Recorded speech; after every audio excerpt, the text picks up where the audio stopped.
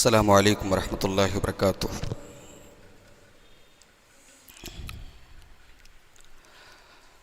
الحمد للہ نحمده ونستعینه ونستغفره ونعوذ باللہ من شرور انفسنا ومن سیئات اعمالنا، من يهده الله فلا مضل له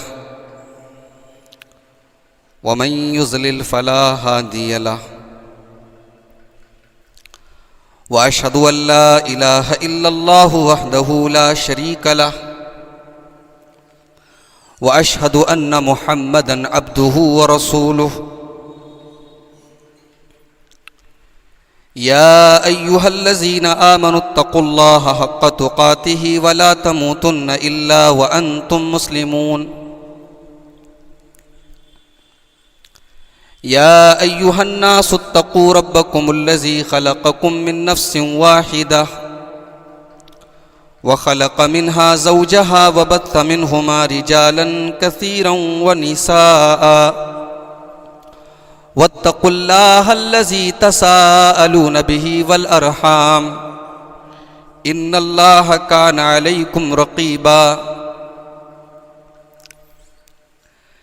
يا أيها الذين آمنوا اتقوا الله وقولوا قولا سديدا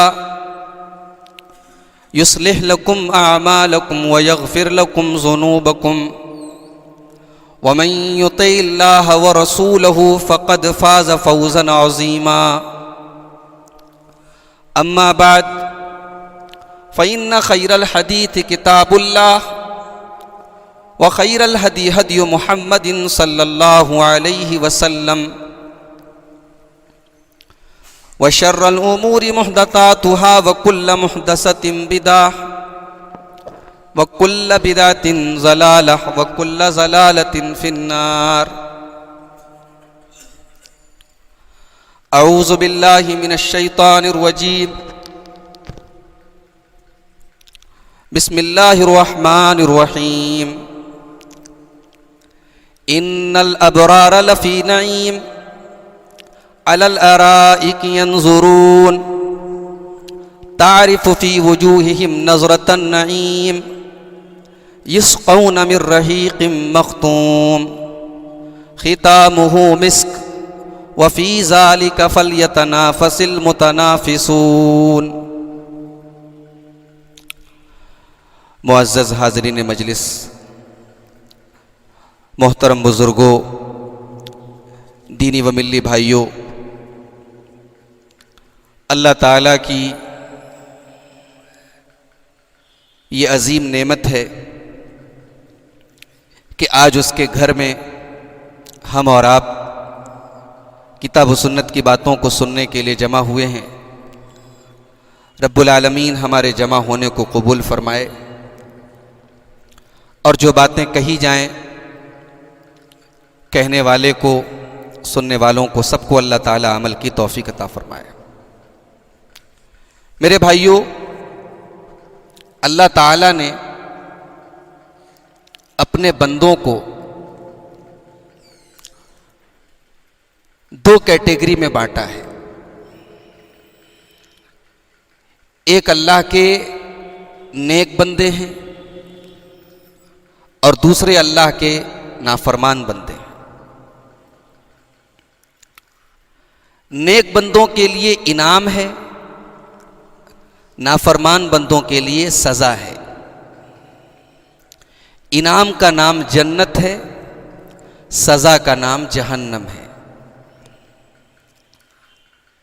یہ جنت کیا ہے؟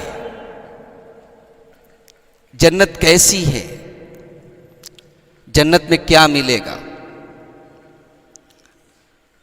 ان سارے سوالوں کا اگر ایک سینٹنس میں، ایک جملے میں اگر جواب دیا جائے تو قرآن کریم کے سورہ سجدہ کے اندر اللہ تعالیٰ نے ایک آیت میں جواب دے دیا۔ فرمایا فَلَا تَعْلَمُ نَفْسٌ مَا أُخْفِيَ لَهُم مِّن قُرَّةِ أَعْيُنٍ جَزَاءً بِمَا كَانُوا يَعْمَلُونَ۔ اللہ کے پیارے نبی جناب محمد الرسول اللہ صلی اللہ علیہ وسلم حدیث قدسی کے اندر کہتے ہیں کہ اللہ تعالیٰ فرماتا ہے اعددت لعبادی الصالحین ما لا عین رأت. اللہ کہتا ہے کہ میں نے اپنے بندوں کے لیے وہ تیار کیا ہے جس کو کسی آنکھ نے دیکھا ہی نہیں, ولا اذن سمعت, اور کسی کان نے سنا نہیں, ولا خطر علی قلب بشر, اور کسی انسان کے دل میں اس کا احساس بھی نہیں گزرا, کسی نے سوچا بھی نہیں کہ ایسا جنت ایسی ہوگی. تو جنت جو ہے یہ ہمارے تصور اور ہمارے خیالات سے بہت اعلیٰ ہے. دنیا کی نعمتیں, دنیا کی خوشحالی, دنیا کی تمام اچھائیاں جہاں ختم ہوتی ہیں, جنت کی نعمتیں وہاں سے شروع ہوتی ہیں. دیکھو دنیا میں انسان کو جو بھی نعمت ملتی ہے اس میں دو چیزوں کا خطرہ ہوتا ہے. پہلا خطرہ یہ ہوتا ہے کہ کب تک ملے گی, اور دوسرا خطرہ یہ ہوتا ہے کتنی ملے گی. یعنی دنیا کی نعمتوں کی ایک کوانٹٹی ہے, ایک لمٹ ہے, اتنی ملے گی. جوانی ہے بہت بڑی نعمت ہے, مگر اس کی ایک لمٹ ہے. آدمی 30 سال کا ہے, 35 سال کا ہے, 40 کا ہو گیا, 40 کے پار ہو گیا, بال سفید ہونے لگے, جھریاں آنے لگی, اب انسان سمجھ گیا اب جوانی ختم. دنیا میں ہر نعمت کی ایک لمٹ ہے. دنیا کی نعمتوں میں خطرہ ہے خراب ہو جائیں گی, سڑ جائیں گی, باسی ہو جائیں گی. جنت میں کوئی چیز باسی ہونے والی نہیں. جنت میں کسی چیز کی کوئی لمٹ نہیں ہے. اللہ فرماتا ہے سورہ واقعہ کے اندر وَفَاكِهَةٍ كَثِيرَةٍ لَا مَقْطُوعَةٍ وَلَا مَمْنُوعَةٍ. جنت میں ہم تمہیں تمام قسم کے میوے دیں گے.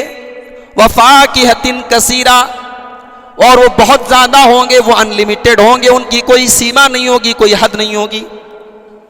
لَا مَقْطُوعَةٍ وَلَا مَمْنُوعَةٍ, اور جنت کے اندر جو نعمتیں تم کو ملیں گی ان پر کوئی روک ٹوک نہ ہوگی, کوئی پابندی نہ ہوگی, کوئی پابندی نہیں ہوگی کہ چلو بھائی اتنا ہو گیا تمہارا کوٹا پورا ہو گیا. نہیں, عجیب ہے وہ جگہ. جنت کیا ہے اس کا اندازہ ایک حدیث سے لگائیں. اللہ کے پیارے نبی جناب محمد الرسول اللہ صلی اللہ علیہ وسلم فرماتے ہیں, صحیح مسلم کی روایت, ایک آدمی ہے وہ جہنمی ہے اور دنیا میں بہت اعلیٰ اور خوشحال زندگی گزار کے, لگزریس لائف گزار کے آیا ہے, دنیا کی بہترین زندگی گزار کے آیا ہے, کبھی اس نے کوئی تکلیف دیکھی نہیں. ایسے آدمی کو لایا جائے گا اور اللہ کے نبی نے جو الفاظ استعمال کیے فَيُسْبَغُ صَبْغَةً فِي النَّارِ, اس کو ایک پل کے لیے جہنم کے اندر ڈالا جائے گا, جہنم میں ڈال کے نکالا جائے گا. صبغہ جانتے ہیں, صبغہ بولتے ہیں عربی میں رنگائی کو. رنگائی ہوتی ہے نا کپڑا وغیرہ جو رنگتے ہیں, تو ڈالا اور فوراً نکال لیا. اس انسان کو جہنم میں ڈالا جائے گا اور فوراً نکال لیا جائے گا, ایک پل کے لیے, ایک لمحے کے لیے. اور پھر اس کے بعد اس سے پوچھا جائے گا حل رأیت خیرن قط, کیا تو نے اپنی زندگی میں کبھی کوئی اچھی چیز دیکھی, کسی نعمت کا مزہ چکھا؟ کیا تو نے اپنی پوری زندگی میں کبھی کوئی سکھ دیکھا؟ غور کیجیے, یہ کس سے پوچھا جا رہا ہے؟ اس انسان سے جس کی پوری زندگی خوشحالی میں, نعمتوں میں, آرام میں, عیش میں گزری ہے. ایک پل کے لیے جہنم میں جانے کے بعد وہ آدمی جواب دے گا ما رأیت خیرا قط, اے اللہ میں نے زندگی میں کبھی کوئی سکھ نہیں دیکھا ہے, میں نے کبھی کوئی نعمت نہیں دیکھی ہے, میری ساری زندگی پریشانیوں میں, تکلیفوں میں, دکھوں میں گزری ہے. پھر اللہ کے نبی فرماتے ہیں ایک دوسرا آدمی لایا جائے گا جو جنتی ہوگا لیکن اس نے دنیا میں بڑی پریشانی، بڑی تکلیف کی، بڑی بیماریوں کی زندگی گزاری ہوگی، اس نے دنیا میں بہت سارے دکھ دیکھے ہوں گے، بہت ساری تکلیفیں دیکھی ہوں گی، لیکن اللہ تعالیٰ کے یہاں وہ جنتی ہوگا، اس کو قیامت کے دن لایا جائے گا، فَيُسْبَغُ صَبْغَةً فِي الْجَنَّةِ، اللہ کے پیارے حبیب فرماتے کہ اس کو ایک پل کے لیے جنت میں ڈالا جائے گا، جنت میں ڈالنے کے بعد اور جنت سے نکالنے کے بعد اللہ تعالیٰ اس سے سوال کرے گا، حل رأیت شدتاً قط حل مر بک بوس قط، میرے بندے یہ بتا کیا تو نے اپنی زندگی میں کبھی کوئی دکھ دیکھا، کوئی تکلیف دیکھی، کوئی بیماری دیکھی، کوئی پریشانی دیکھی؟ وہی بندہ جو ساری زندگی پریشانیوں میں گزار کے آیا ہے، ساری زندگی تکلیفوں میں گزار کے آیا ہے، ایک پل کے لیے جنت میں جانے کے بعد وہ بندہ جواب دے گا، ما رأیت شدتاً قط، اے اللہ میں نے پوری زندگی میں کبھی کوئی تکلیف نہیں دیکھی، کوئی پریشانی نہیں دیکھی، میری زندگی تو بڑی عیش و آرام میں گزری ہے، بڑے سکون سے گزری ہے۔ اللہ اکبر! جنت کا ایک پل انسان کی دنیا کی ساری تکلیفوں کو بھلا دیتا ہے، یہ جنت ہے۔ آج انسان دنیا میں جنت بنانے کے چکر میں دنیا کی آرام، دنیا کے سکون، دنیا کے عیش کے لیے انسان کیا کیا کر رہا ہے، حلال حرام جائز ناجائز سب بھلا کے بیٹھا ہے۔ آج پوری دنیا ایک کمپٹیشن کر رہی ہے، ایک مقابلہ کر رہی ہے، ایک ریس ہے، میں کیسے آگے نکل جاؤں، میں کیسے کروڑ پتی بن جاؤں، کیسے ارب پتی بن جاؤں، میرا مکان محلے میں سب سے شاندار کیسے ہو جائے، میرا بزنس سب سے اونچائی پر کیسے چلا جائے۔ صحیح ہے، کوئی حرج کی بات نہیں، اللہ نے کہیں منع نہیں کیا کہ آدمی بزنس میں کمپٹیشن نہ کرے، آدمی امیر نہ بنے، آدمی پیسہ نہ کمائے۔ اللہ نے تو یہاں تک کہا وَالَّذِي جَعَلَ لَكُمُ الْأَرْضَ ذَلُولًا فَامْشُوا فِي مَنَاكِبِهَا، میرے بندو ہم نے زمین تمہارے لیے اسی لیے بنائی ہے، تم زمین کے اندر چلو، زمین کے اندر چلو اور اللہ کی روزی تلاش کرو۔ اللہ نے منع نہیں کیا، روزی تلاش کرو۔ جمعہ کا دن ہے، جمعہ کی نماز ہو چکی ہے، آپ جمعہ کی نماز سے فارغ ہو چکے ہیں، قرآن کہتا ہے فَإِذَا قُضِيَتِ الصَّلَاةُ فَانتَشِرُوا فِي الْأَرْضِ وَابْتَغُوا مِنْ فَضْلِ اللَّهِ، جب جمعہ کے دن جمعہ کی نماز سے فارغ ہو جاؤ، جمعہ کی نماز پڑھ لو، فَانتَشِرُوا فِي الْأَرْضِ تو زمین کے اندر پھیل جاؤ، وَابْتَغُوا مِنْ فَضْلِ اللَّهِ اور اللہ کے فضل کو تلاش کرو۔ یہاں اللہ نے روزی روٹی کو، مال کو اپنا فضل کہا ہے، مال کمانا برا نہیں، انسان مال کے لیے کمپٹیشن کرے یہ غلط نہیں ہے، لیکن انسان کی ساری انرجی اسی پر خرچ ہو یہ غلط ہے، انسان کی ساری توجہ اسی دنیا کو بنانے میں ہو یہ غلط ہے، انسان کا سارا کمپٹیشن دنیا کمانے کے لیے ہو یہ غلط ہے۔ میں نے ایک چند آیتیں پڑھی تھی آپ کے سامنے خطبہ مسنونہ کے بعد، قرآن کریم کے 30ویں پارے کی، اللہ نے ایک عجیب بات کہی، ان الابرار لفی نعیم، میرے نیک بندے قیامت کے دن نعمتوں میں ہوں گے، جنت میں ہوں گے، علی الارائک ینظرون، وہ اپنی اپنی مسیریوں کے اوپر بیٹھے ہوئے ہوں گے، دیکھ رہے ہوں گے، اپنی اپنی مسیری پر، اپنی اپنی گدی پر بیٹھے ہوں گے، تعرف فی وجوہہم نظرۃ النعیم، ان کے چہرے پر تمہیں نعمتوں کی تازگی ملے گی، ان کا چہرہ بتا دے گا وہ بہت خوش ہیں۔ انسان کا چہرہ جو ہوتا ہے نا وہ بتا دیتا ہے، انسان کی خوشحالی اس کے چہرے سے جھلکتی ہے۔ دنیا میں آپ دیکھیے، انسان بیمار ہوتا ہے چہرے سے پکڑا جاتا ہے، انسان پریشانی میں ہوتا ہے چہرہ بتا دیتا ہے، جنتیوں کے چہرے سے ظاہر ہو جائے گا بہت خوش ہیں یہ لوگ، نظرۃ النعیم، ان کے چہرے پر فریشنس ہے، ان کے چہرے پر تازگی ہے، ان کے چہرے پر گلیمر ہے، جنت کا گلیمر ہے۔ یسقون من رحیق مختوم، اور ان جنتیوں کو ایک سیل پیک شراب پلائی جائے گی، سیل پیک شراب، جنتیوں کو شراب بھی ملے گی۔ شراب بہت خراب چیز ہے نا، لیکن جنت، چونکہ جنت میں تمام نعمتیں مل رہی ہیں، تو شراب بھی ایک نعمت کے طور پر ملے گی. وہاں کی شراب دنیا کی شراب کی طرح نہیں ہوگی. شرابن طہورا ہوگی، وہ پاک صاف، نہ کوئی چکر نہیں، کوئی نشہ نہیں، کوئی گندگی نہیں. اس کو پی کر کے انسان بہکے گا نہیں. وہ اللہ کی نعمت کا ایک مظہر ہوگی شراب. اللہ کہہ رہے ہیں ہم سیل پیک شراب پلائیں گے. رحیق مختوم، رحیق بولتے ہیں شراب کو اور مختوم بولتے ہیں سیل پیک. اسی لیے علامہ صفی الرحمن مبارک پوری رحمۃ اللہ علیہ نے اپنی سیرت کی کتاب کا نام یہی اسی آیت کریمہ کو سامنے رکھ کر الرحیق المختوم رکھا تھا. سیل پیک شراب. تو اللہ کہہ رہا ہے کہ ہم جنتیوں کو سیل پیک شراب پلائیں گے. اچھا، ختامہ مسک، اور اس کی جو سیل ہوگی وہ کس چیز کی ہوگی؟ فرمایا مشک کی ہوگی. مشک کیا ہوتا ہے؟ دنیا کی سب سے بہترین خوشبو، سب سے مہنگی خوشبو. اللہ اکبر. دنیا کی تمام خوشبوؤں میں سب سے بہترین اور سب سے مہنگی خوشبو سے اللہ تعالی جنتیوں کی شراب کو سیل کرے گا. اس کی سیل ہوگی، مہر ہوگی. یہ جنت کی شراب ہوگی. اس کا تذکرہ کرنے کے بعد اللہ کہتا ہے وَفِي ذَلِكَ فَلْيَتَنَافَسِ الْمُتَنَافِسُونَ. میرے بندو، تمہیں اگر کمپٹیشن کرنا ہے، مقابلہ کرنا ہے، ایک دوسرے سے آگے بڑھنا ہے، وَفِي ذَلِكَ، اس کے لیے کمپٹیشن کرو، اس کے لیے مقابلہ کرو. کمپٹیشن ہی کرنا ہے، آگے ہی بڑھنا ہے. میرے بندو اس کے لیے کمپٹیشن کرو. میرے بھائیو، آج ہمارا سارا کمپٹیشن دنیا کے لیے. آج اس چیز کا کمپٹیشن کرنے کے لیے کوئی تیار ہی نہیں ہے جس کے بارے میں اللہ کہہ رہا ہے وَفِي ذَلِكَ فَلْيَتَنَافَسِ الْمُتَنَافِسُونَ.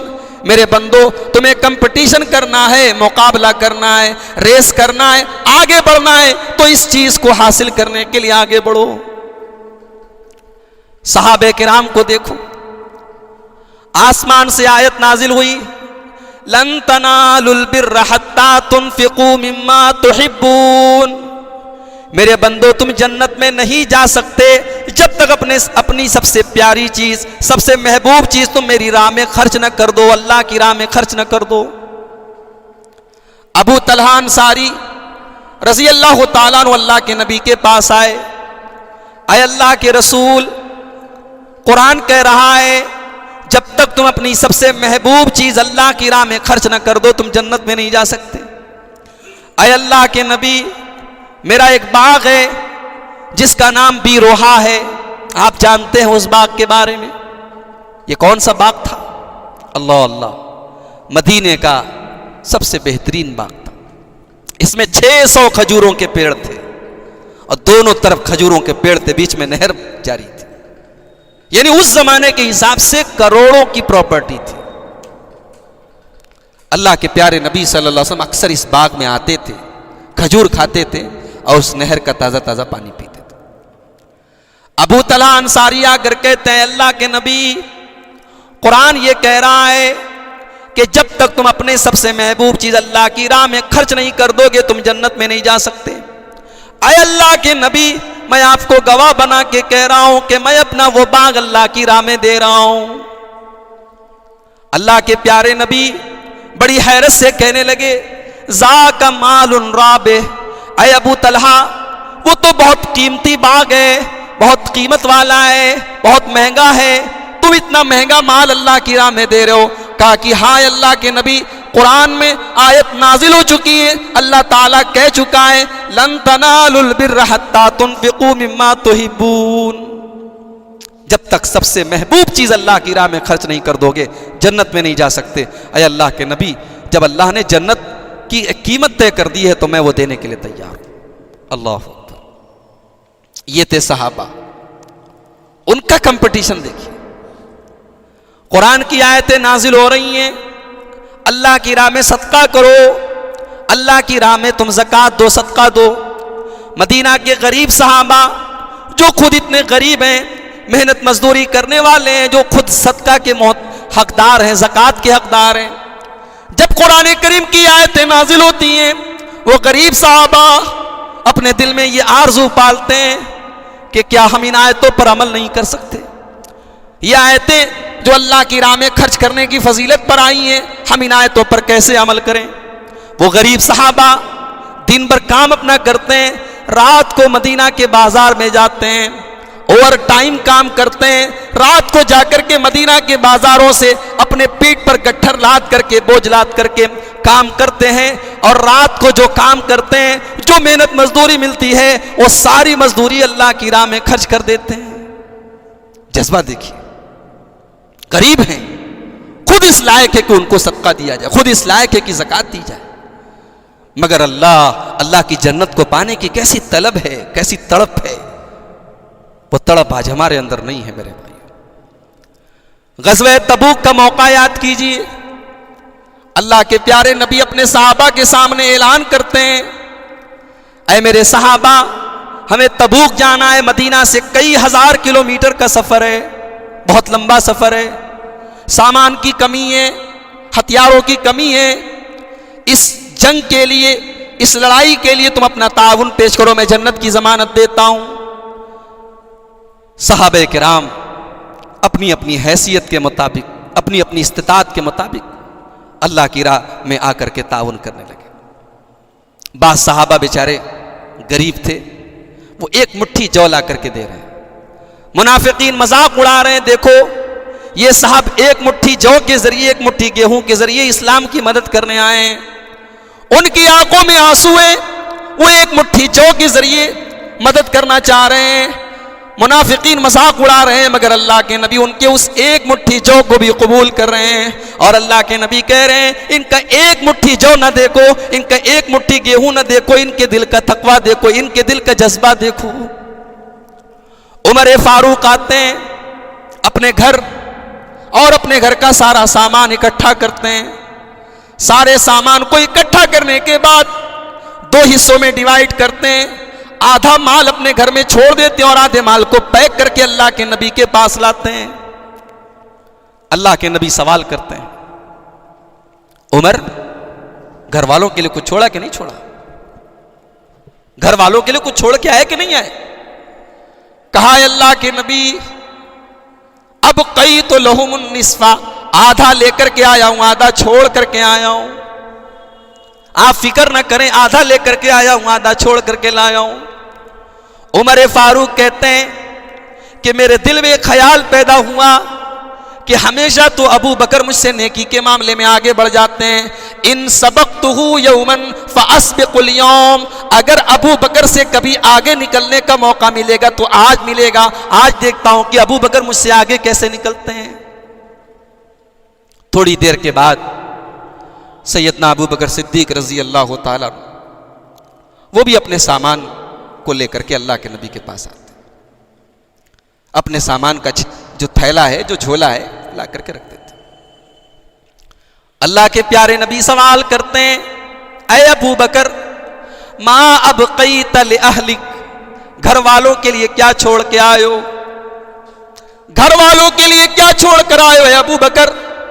حضرت ابو بکر جواب دیتے ہیں، ابقیت لہم اللہ ورسولہ، اے اللہ کے نبی آج اسلام کو میرے مال کی ضرورت ہے، آج اللہ مجھ سے مطالبہ کر رہا ہے کہ میں اللہ کی راہ میں مال دے دوں۔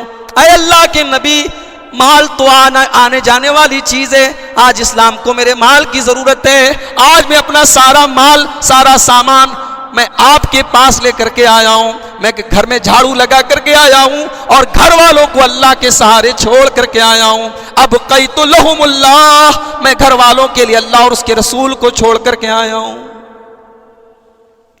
عمر فاروق کی آنکھوں میں آنسو آ گئے، اور عمر فاروق کہتے ہیں مجھے یقین ہو گیا کہ میں نیکی کے معاملے میں کبھی ابو بکر سے آگے نہیں نکل سکتا۔ تو میرے بھائیوں یہ کمپٹیشن تھا، وَفِي ذَلِكَ فَلْيَتَنَافَسِ الْمُتَنَافِسُونَ، قرآن کہتا ہے اس کے لیے کمپٹیشن کو۔ تو جنت میں جانے کی طلب تو سب کے اندر ہے، کون ہے جو جنت میں نہیں جانا چاہتا؟ لیکن جنت میں جانے کے لیے ظاہر سی بات ہے کہ تمناؤں سے جنت نہیں ملے گی۔ اللہ قرآن میں کہتا ہے کہ تم آرزو کر لو، آرزو کرنے سے جنت نہیں ملے گی۔ جزاء بما کانوا یعملون، جنت جب تک تم عمل نہیں کرو گے نہیں ملے گی۔ اب کون کون سا عمل ہم کریں گے تو جنت میں جا سکتے ہیں، بہت تفصیلی ٹاپک ہے، میں چند چیزیں آپ کے سامنے بیان کروں گا۔ جو ہم کو جنت میں لے کر کے جا سکتی ہے۔ دیکھیے جنت میں لے کر کے جانے والی سب سے بنیادی چیز جس کے بغیر ہم جنت میں نہیں جا سکتے وہ ہے ایمان۔ جب تک ہمارے اندر ایمان نہیں ہوگا، ہم اللہ کو نہ مانیں، ہم رسول کو نہ مانیں، جنت میں نہیں جا سکتے۔ اللہ کے نبی کے زمانے میں ایک آدمی تھا، بہت نیک تھا، غریبوں کی بڑی مدد کرتا تھا۔ حضرت عائشہ رضی اللہ تعالیٰ عنہ نے پوچھا، اے اللہ کے نبی، فلاں آدمی ہے، بڑا نیک ہے، غریبوں کی بڑی مدد کرتا ہے، وہ جنت میں جائے گا کہ نہیں جائے گا؟ اللہ کے پیارے نبی صلی اللہ علیہ وسلم نے فرمایا نہیں، وہ جنت میں نہیں جائے گا۔ کیوں؟ نیک تھا، غریبوں کی مدد کرتا تھا، حاجیوں کو ستو پلاتا تھا، مسافروں کو راستہ دکھاتا تھا، کیوں نہیں جائے گا؟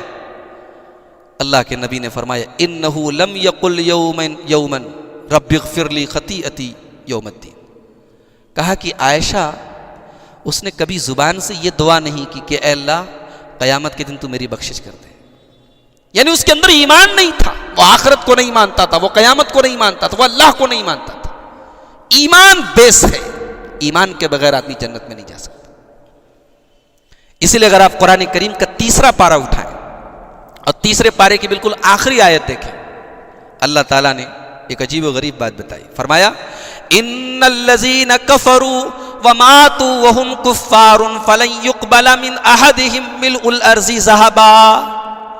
جو لوگ دنیا سے کفر کی حالت میں چلے گئے، ایمان کے بغیر چلے گئے اور اسی پر ان کا خاتمہ ہو گیا، ایمان کی توفیق ان کو نہیں ملی، اللہ فرماتا ہے فَلَن يُقْبَلَ مِنْ أَحَدِهِمْ مِلْءُ الْأَرْضِ ذَهَبًا، اگر وہ قیامت کے دن زمین بھر کے سونا دے دیں، زمین بھر کے سونا اگر اللہ کی راہ میں دے دیں، کس لیے؟ اللہ کے عذاب سے بچنے کے لیے۔ قرآن کہتا ہے فَلَن يُقْبَلَ، زمین بھر کے سونا دے کر کے بھی وہ اللہ کے عذاب سے نہیں بچ پائیں گے۔ کیوں؟ کیونکہ ان کے پاس ایمان نہیں۔ اگر آپ کے پاس ایمان ہے، آپ کے پاس دنیا کی سب سے بڑی دولت ہے۔ اسی لیے اللہ سورہ بقرہ میں کہتا ہے والذین آمنوا وعملوا الصالحات اولئک اصحاب الجنۃ هم فیہا خالدون۔ جو لوگ ایمان لائے اور نیک عمل کیا وہی لوگ جنت میں جائیں گے، ہمیشہ رہیں گے۔ تو سب سے پہلی چیز جو جنت میں لے کر کے جانے والی وہ کیا ہے؟ ایمان ہے اور نیک عمل ہے، عمل صالح۔ آج ایک صاحب کا فون آیا میرے پاس، کہنے لگے یہ بتائیے جامعہ سلفیہ کس صحابی نے بنایا؟ یہ سوال دیکھیے، جامعہ سلفیہ کس صحابی نے بنایا؟ میں نے کہا کہاں سے بول رہے ہیں آپ؟ بولے میں ممبئی سے بول رہا ہوں، آپ بتائیے جامعہ سلفیہ کس صحابی نے بنایا؟ میں نے کہا آپ کو پتا ہے جامعہ سلفیہ کب بنا؟ بولے مجھ کو یہ نہیں پتا، آپ لوگ کہتے ہیں میلاد غلط ہے، فلاں غلط ہے، فلاں غلط ہے، آپ کا جامعہ سلفیہ صحیح ہے کہ غلط ہے؟ وہ بدعت ہے کہ نہیں، آپ یہ بتائیے۔ میں نے کہا اللہ کے بندے بدعت کس کو کہتے ہیں آپ کو معلوم ہے؟ اچھا اس قسم کا کام آج کل بہت چل رہا ہے، علماء کو فون کریں گے، ان سے الٹی سیدھی باتیں کریں گے، پھر اس کو ریکارڈ کریں گے، پھر نیٹ پر ڈالیں گے، دیکھو ہم نے عبدالغفار صاحب کو بالکل لاجواب کر دیا، وہابیوں کو مولوی بالکل لاجواب ہو گیا۔ اس طریقے کی حرکت بہت چل رہی ہے آج کل۔ ان کا بھی یہی مقصد تھا، میں سمجھ گیا کہ یہ کال ریکارڈ کر رہے ہیں۔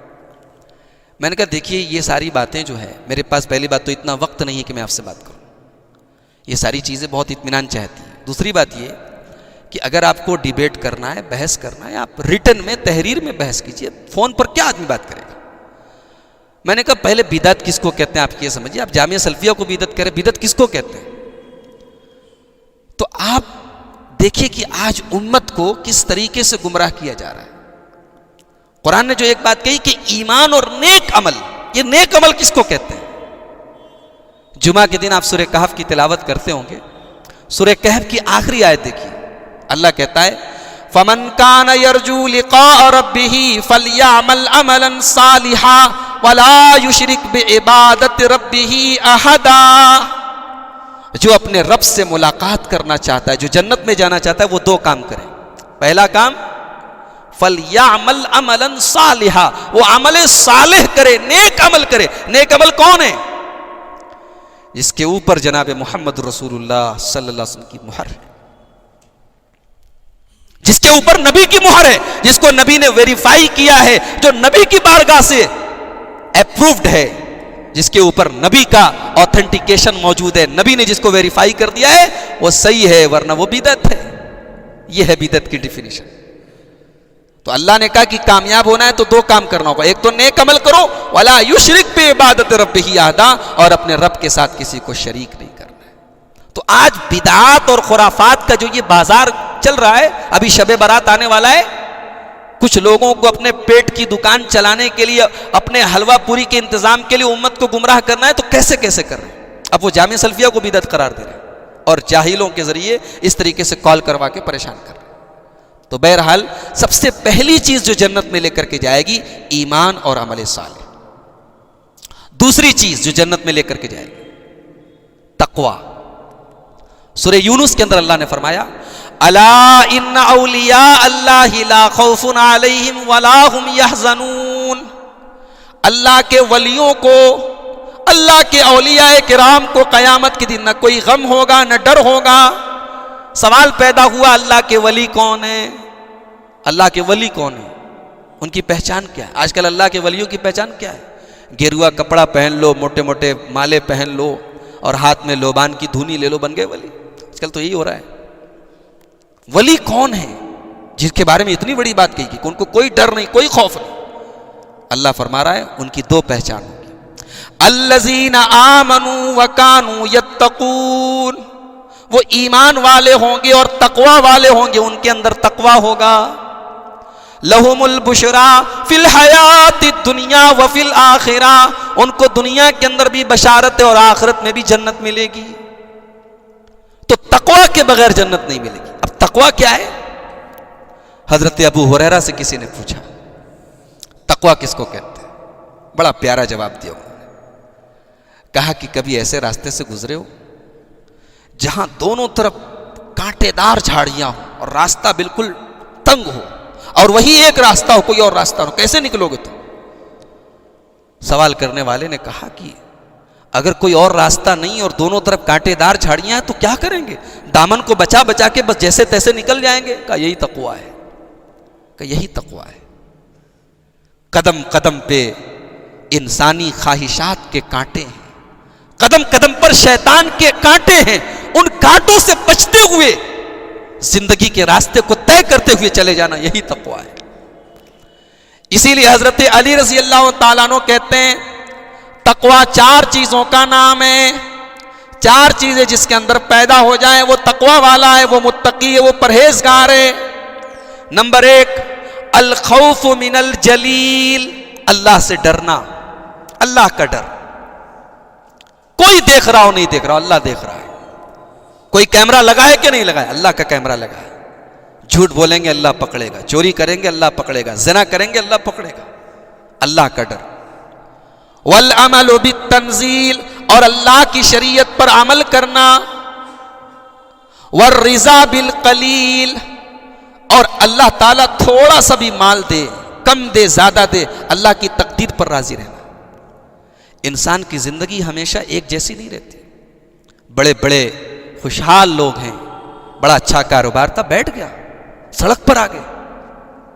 کبھی کبھی ایسا تجربہ ہم دیکھتے ہیں اپنے سماج میں، آدمی بہت پیسے والا ہے، خوشحال ہے، لیکن دن بدل گیا۔ وَتِلْكَ الْأَيَّامُ نُدَاوِلُهَا، اللہ ہم سب کی حفاظت کرے۔ وَتِلْكَ الْأَيَّامُ نُدَاوِلُهَا بَيْنَ النَّاسِ، دینوں کو پھیرنے والا اللہ تعالیٰ ہے۔ تو وَالرِّضَا بِالْقَلِيلِ، انسان جب نعمت میں ہے تب تو شکر ادا کرتا ہے، وہ تو آسان بات ہے۔ جب پریشانی کا دن آئے، تکلیف کا دن آئے، مصیبت کا دن آئے، اس دور میں اور اس سچویشن میں بھی آدمی اللہ تعالیٰ کی تقدیر پر راضی ہو جائے، یہ تقوی ہے۔ اور حضرت علی کہتے ہیں تقوی کی چوتھی کنڈیشن والاستعداد لیوم الرحیل، اور قیامت کے دن کی اور دنیا سے جس دن جانا ہے اس دن کی تیاری کرنا۔ یہ چار چیزیں جس کے اندر پیدا ہو جائیں وہ متقی، وہ تقوی والا ہے۔ تو یہ دوسری چیز ہے جو جنت میں لے کر کے جاتی ہے، تقوی۔ تیسری چیز جو جنت میں لے کر کے جائے گی اللہ اور اس کے رسول کی اطاعت۔ اللہ فرماتا ہے سورہ فتح کے اندر وَمَن يُطِعِ اللَّهَ وَرَسُولَهُ يُدْخِلْهُ جَنَّاتٍ تَجْرِي مِن تَحْتِهَا الْأَنْهَارُ، جو اللہ کی اطاعت کرے گا، جو رسول کی اطاعت کرے گا، ہم اس کو جنت میں داخل کریں گے۔ اللہ کے نبی فرماتے ہیں، بخاری کی روایت ہے، کل امتی یدخلون الجنت الا من ابا، میری پوری کی پوری امت جنت میں۔ صحابہ نے پوچھا، اے اللہ کے نبی وہ کون لوگ ہیں جنہوں نے جنت میں جانے سے انکار کر دیا؟ نبی نے فرمایا، من اطاعنی دخل الجنہ ومن عصانی فقط ابا، جس نے میری اطاعت کی وہ جنت میں گیا، اور جس نے میری نافرمانی کی اس نے انکار کر دیا۔ گویا نبی کی نافرمانی کرنے والا، نبی کی معصیت کرنے والا، نبی کی بات نہ ماننے والا انکار کر رہا ہے۔ نبی تو کہہ رہے چلو ہم تم کو جنت میں لے کے چلیں گے، لیکن وہ نبی کی نافرمانی کر کے انکار کر رہا ہے، نہیں مجھے جنت میں نہیں جانا۔ تو یہ تیسری چیز ہے جو انسان کو جنت میں لے کر کے جائے گی۔ نمبر 4، چوتھی چیز جو انسان کو جنت میں لے کر کے جائے گی، کبھی اللہ کی راہ میں لڑنے کا موقع ملا، کوئی ایسی جنگ ہو رہی ہے جو اسلام کے لیے ہو رہی ہے، اللہ کے دین کے لیے ہو رہی ہے، ایسی جنگ میں آدمی شامل ہے اور اللہ کی راہ میں وہ شہید ہو گیا، یہ بھی انسان کو یہ چیز، جس کو شہادت کہتے ہیں، شہادت کی، ہمارے یہاں کسی کو بھی شہید بول دیتے ہیں۔ یہ شہادت جو ہے نا، کسی انسان کے بارے میں شہید کا لفظ نہیں بولنا چاہیے، علماء نے منع کیا ہے۔ کوئی بہت بڑے عالم ہیں، ان کا انتقال ہو گیا کسی چیز میں، وہ لوگ بولتے ہیں شہید ہو گئے، ایسا نہیں بولنا چاہیے۔ شہید جب ہم بول دیتے تو گویا ہم گارنٹی دیتے، اس لیے کہ شہید جنتی ہے، جس کو ہم نے شہید بول دیا ہم نے گارنٹی دے دی وہ جنتی ہے۔ اس لیے بہت سارے علماء کہتے ہیں کسی کے بارے میں یقین کے ساتھ اس کو آئیڈینٹیفائی کر کے، اس کو خاص کر کے کہ یہ شہید ہو گیا، ایسا نہیں بولنا چاہیے۔ تو اللہ کی راہ میں شہادت یہ انسان کو جنت میں لے کر کے جاتی ہے۔ اللہ تعالیٰ کہتا ہے سورہ توبہ کے اندر، سورہ توبہ کے اندر کہتا ہے، ان اللہ اشترى من المؤمنین انفسهم واموالهم بان لهم الجنہ، اللہ تعالیٰ نے ایمان والوں سے ان کی جان و مال کو خرید لیا ہے۔ کس چیز کے بدلے؟ اللہ تعالیٰ سودا کر رہا ہے، اللہ ان کی جان کو خرید رہا ہے، مال کو خرید رہا ہے۔ قیمت کیا دے رہا ہے اللہ؟ بِأَنَّ لَهُمُ الْجَنَّةَ، جنت دے رہا ہے، جنت کے بدلے اللہ تعالیٰ ان کی جان و مال کو خرید رہا ہے۔ اللہ اکبر۔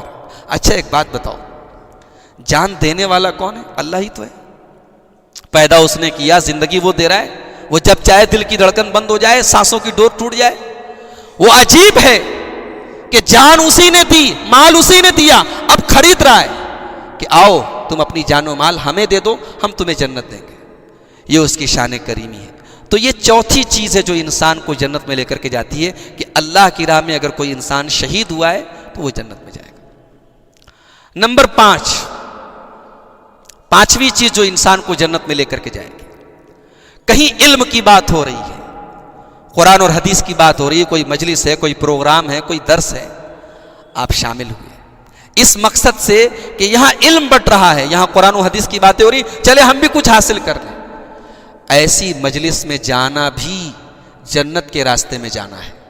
بڑی پیاری حدیث سنانے جا رہا ہوں، امام مسلم رحمۃ اللہ علیہ اس حدیث کو صحیح مسلم میں لائے ہیں، پوری حدیث سن لیجیے۔ اللہ کے نبی کہتے ہیں، من نفس عن مسلم قربۃ من قرب الدنیا، جو کسی مسلمان کی دنیا کی کوئی تکلیف کو دور کر دے، نفس اللہ عنہ قربۃ من قرب یوم القیامہ، اللہ تعالیٰ اس کی قیامت کے دن کی کوئی تکلیف دور کر دے گا۔ ومن یسر علی معسر، اور جو کسی پریشان حال کی پریشانی میں آسانی پیدا کر دے، کوئی پریشان ہے آپ نے آسانی پیدا کر، یسر اللہ علیہ فی الدنیا والآخرہ، اللہ تعالیٰ دنیا اور آخرت میں اس کے لیے آسانی پیدا کر دے گا۔ ومن ستر مسلما، اور جو کسی مسلمان پر پردہ ڈال دے، کوئی مسلمان ہے اس کا کوئی عیب آپ کو پتہ چل گیا، آپ نے پردہ ڈال دیا، چھپا لیا، اللہ کے نبی کہتے ہیں ستر اللہ علیہ فی الدنیا والآخرہ، اللہ دنیا میں اور آخرت میں دونوں جگہ اس کے عیب پر پردہ ڈال دے گا۔ ومن واللہ فی عون العبد ما کان العبد فی عون اخیہ، اور جب تک بندہ اپنے دوسرے بھائی کی مدد میں رہتا ہے اللہ اس کی مدد میں رہتا ہے۔ ومن سلک طریقا یطلب فیہ علما، اور جب کوئی آدمی علم کی راہ میں نکلتا ہے، علم دین حاصل کرنے کے لیے نکلتا ہے، سلک اللہ لہ بہ طریقا الی الجنہ، تو اللہ تعالیٰ اس کو جنت کے راستے پر چلا دیتا ہے۔ دیکھیے علم کا راستہ، جہاں علم مل رہا ہو، جہاں قرآن کی آیتیں سنائی جا رہی، جہاں حدیث سنائی جا رہی، ایسی مجلس میں جانا گویا کہ جنت کی راہ میں جانا ہے۔ اور حدیث پاک کا آخری ٹکڑا، اللہ کرے کہ آج کی ہماری یہ مجلس بھی ان خوش نصیبوں میں شامل ہو جائے۔ فرمایا وَمَجْتَمَعَ قَوْمٌ فِي بَيْتٍ مِّن بُيُوتِ اللَّهِ، جب چند لوگ اللہ کے کسی گھر میں جمع ہوتے ہیں، یتلون کتاب اللہ، وہاں قرآن کی تلاوت کرتے ہیں، وَيَتَدَارَسُونَهُ بَيْنَهُمْ، اور قرآن کو سیکھتے سکھاتے ہیں، اِلَّا نَزَلَتْ عَلَيْهِمُ السَّكِينَةُ، ان کے اوپر آسمان سے سکون نازل ہوتا ہے، وَغَشِيَتْهُمُ الرَّحْمَةُ، اور اللہ کی رحمت ان کو ڈھانپ لیتی ہے، وَحَفَّتْهُمُ الْمَلَائِكَةُ، اور اللہ کے فرشتے اس مجلس کو گھیر لیتے ہیں، وَذَكَرَهُمُ اللَّهُ فِي مَنْ عِنْدَهُ، اور اللہ اپنے فرشتوں میں اس مجلس کا ذکر کرتا ہے۔ اللہ اکبر۔ تو دینی مجلسوں میں جانا، علم دین حاصل کرنا، یہ چیز بھی انسان کو جنت میں لے کر کے جاتی ہے۔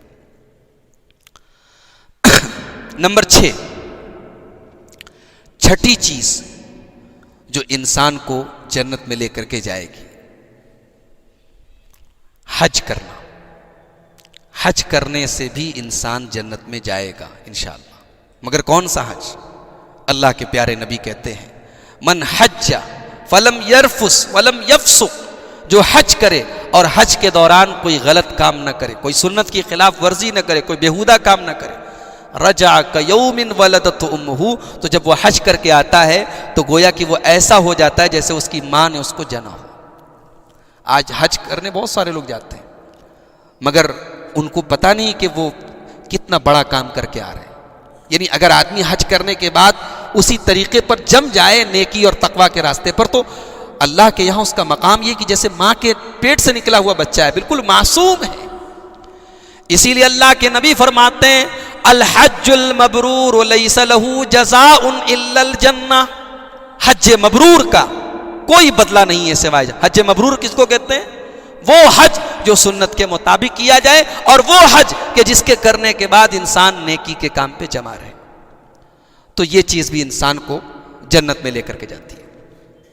نمبر 7، ساتویں چیز جو انسان کو جنت میں لے کر کے جاتی ہے، کسی مسجد کی تعمیر کرنا۔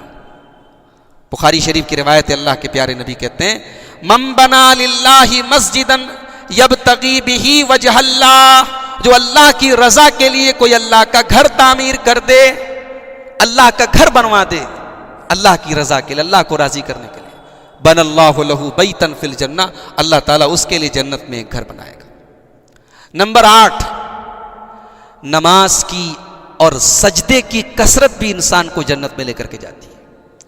حضرت ربیعہ ابن کعب اسلمی ایک صحابی ہیں، یہ کہتے ہیں میں اللہ کے نبی کی خدمت کرتا تھا، رات کو اللہ کے نبی سوتے تھے، نیند کھلتی تھی میں پانی لا کے دیتا تھا، تہجد کے لیے اٹھتے تھے میں وضو کا برتن لا کے دیتا تھا۔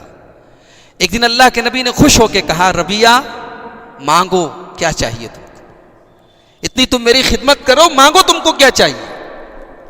حضرت ربیعہ نے کہا بہت غریب تھے، بہت غریب تھے، ذہن میں خیال آیا کہ کچھ پیسہ ویسا مانگ لیتا ہوں۔ پھر دماغ نے کہا کہ پیسہ آج ہے کل ختم ہو جائے گا، کچھ ایسا مانگتا ہوں جو ہمیشہ کام دے، پرماننٹ کام دے۔ کہا کہ اے اللہ کے رسول اسألک مرافقتک فی الجنہ، اے اللہ کے نبی میں چاہتا ہوں دنیا میں آپ کے ساتھ ہوں، آپ کی خدمت کرنے کا موقع مل رہا ہے، آپ کو پانی لا کے دے رہا ہوں، جنت میں بھی آپ کے ساتھ رہنے کا موقع ملے۔ اللہ اکبر، غریب ہے، پریشان ہے، کچھ بھی مانگ سکتے تھے، مانگا بھی تو کیا مانگا، جنت میں آپ کے ساتھ رہنا چاہتا ہوں اے اللہ کے۔ اللہ کے نبی نے فرمایا او غیر ذالک، کچھ اور نہیں چاہیے، جنت چاہیے؟ کہا کہ ہاں اے اللہ کے نبی جنت چاہیے، جنت میں آپ کے ساتھ چاہیے۔ اللہ کے نبی نے فرمایا انی علی ذالک بکثرۃ السجود، زیادہ سے زیادہ سجدہ کرو، زیادہ سے زیادہ سجدہ کرو، میں دعا کروں گا میری مدد کرو تم، یعنی میں دعا کروں گا اللہ تم کو جنت میں ڈال دے اور جنت میں تمہیں میرے ساتھ کر دے، لیکن تم میری مدد کرو، تم زیادہ سے زیادہ سجدہ کرو۔ پتہ یہ چلا کہ زیادہ سجدہ کرنے سے اللہ تعالیٰ جنت میں داخل کرتا ہے۔ آج افسوس کی بات ہے کتنے مسلمان ہیں ان کی زندگی کی کتاب میں نماز کا کوئی کالم ہی نہیں ہے، ان کی زندگی میں ہر چیز کا ٹائم ہے، کاروبار کا ٹائم ہے، بیوی کے لیے ٹائم ہے، بچوں کے لیے ٹائم ہے. کتنے نوجوان ہیں جو جم جاتے ہیں، کتنے نوجوان ہیں جن کے پاس رات میں موٹے ہیں وہ واکنگ کرتے ہیں، صبح جاگنگ کرتے ہیں. دنیا بھر کے لیے. ہماری زندگی میں 5 ٹائم کی نماز کے لیے 10 منٹ کا ٹائم نہیں ہے. کتنے بد نصیب ہے میرے بھائیوں. وہ مسلمان کتنا بڑا بد نصیب ہے جس کی زندگی میں نماز کے لیے ٹائم نہیں. اللہ اکبر. نماز انسان کو جنت میں لے کر کے جاتی ہے.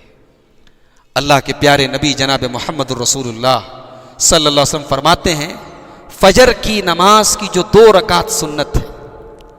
اگر آپ سے میں سوال کروں کہ دنیا کا سب سے بڑا آدمی کون ہے، آپ شاید دنیا کے بہت بڑے کھرب پتی ارب پتی کا نام لیں، یا ہمارے انڈیا کے ماحول میں آپ مکیش امبانی کا نام لے لیں، آپ ٹاٹا برلا کا نام لے لیں. بھئی یہ لوگ بہت بڑے آدمی ہیں.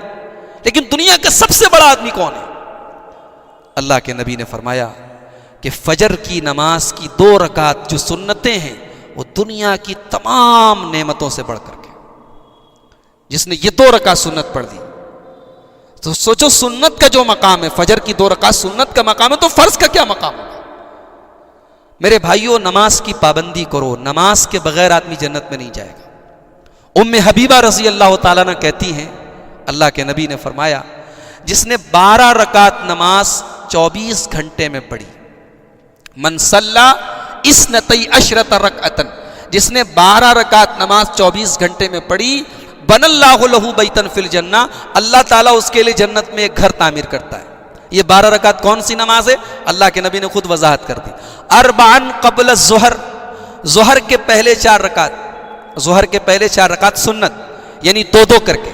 یہ بات یاد رکھے، سنت جتنی بھی نماز پڑھی جائے گی 2 کر کے پڑھی جائے گی. ایک ساتھ 4 رکعت سنت نہیں پڑھنا چاہیے.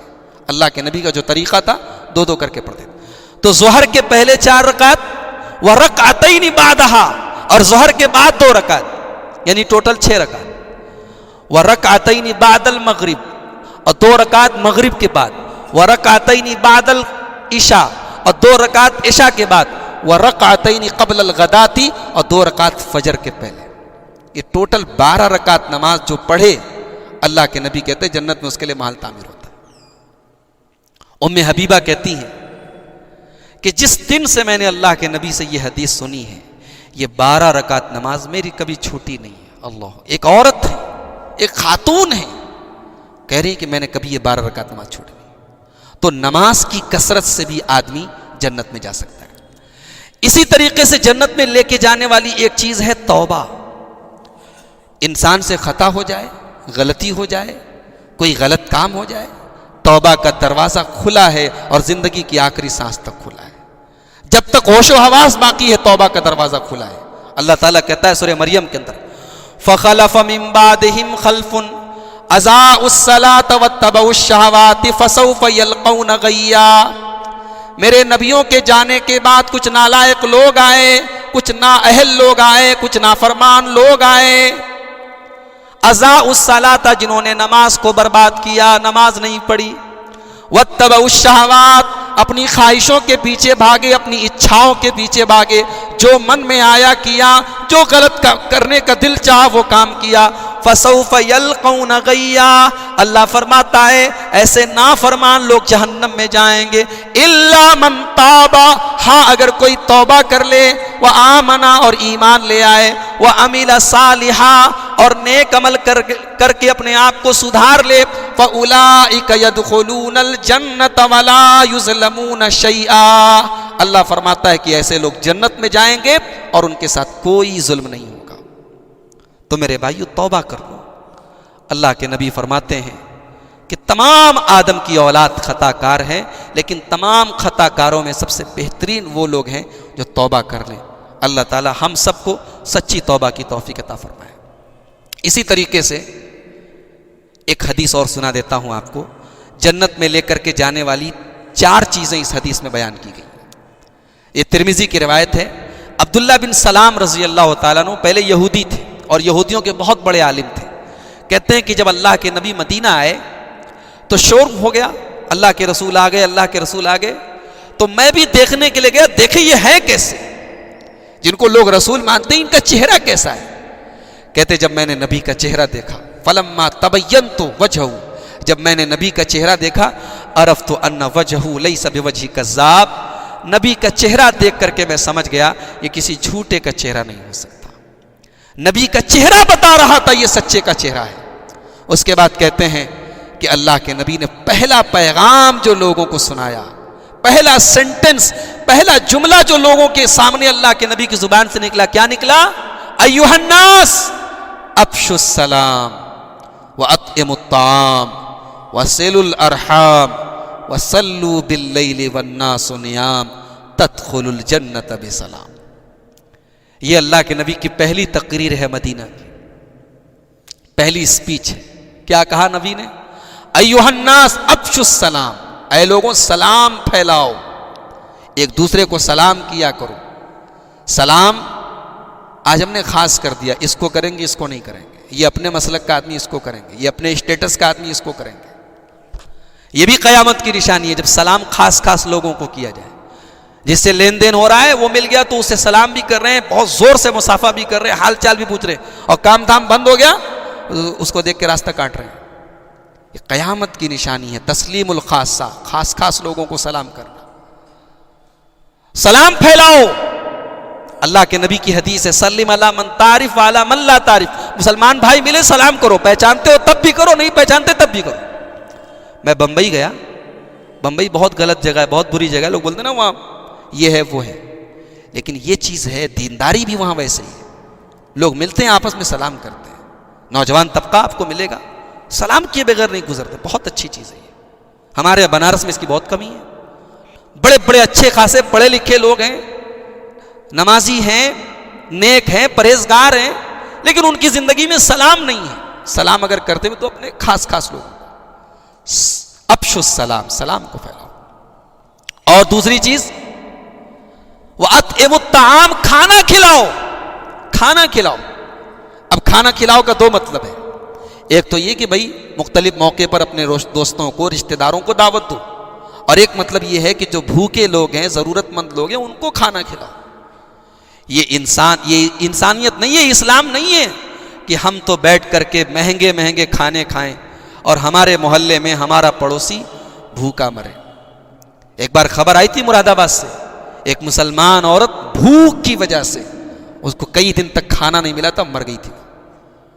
یہ خبر جب آئی تھی، میں نے پورا خطبہ جمعہ دیا تھا اس موضوع پر، اور میں نے کہا تھا کہ یہ مسلم سماج کے لیے، ہمارے پورے معاشرے کے لیے تھپڑ ہے کہ جس مذہب میں کھانا کھلانے کو اتنا بڑا کام کہا گیا ہو، اس معاشرے میں ایک مسلمان عورت بھوک کی وجہ سے مر جائے۔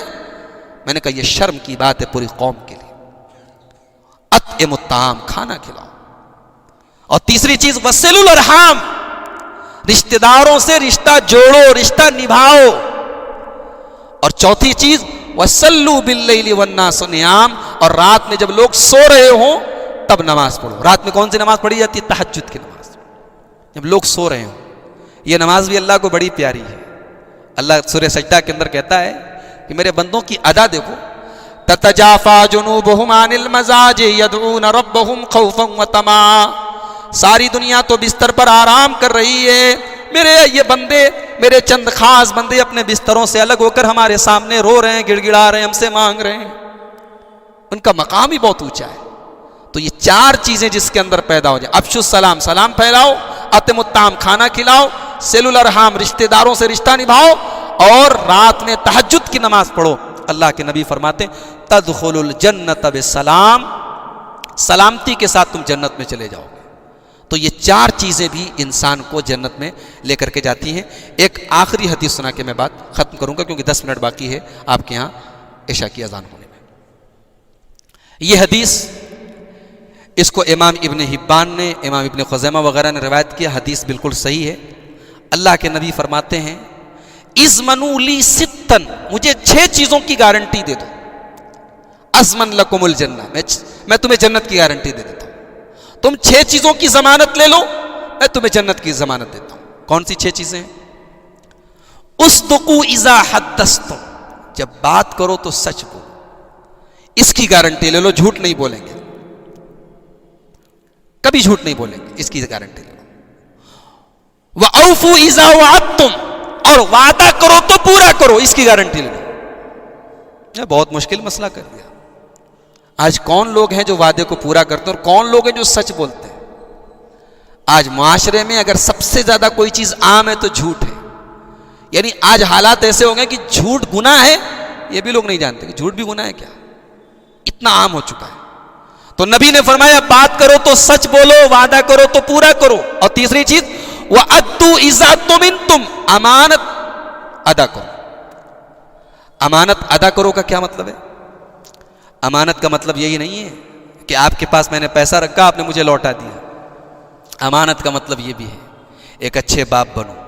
باپ ہو, اولاد امانت ہے آپ کے گلے میں, اولاد کا حق ادا کرو. ایک اچھے شوہر بنو, نکاح کر کے لائے ہو بیوی کو, امانت ہے تمہارے گلے میں, بیوی کا حق ادا کرو. پڑھا رہے ہو, اچھے استاذ بنو. مسجد کے ذمہ دار ہو, اچھے متولی بنو. جماعت کے ذمہ دار ہو, اچھے ناظم بنو. کوئی تنظیم چلا رہے ہو, اچھی طریقے سے نبھاؤ.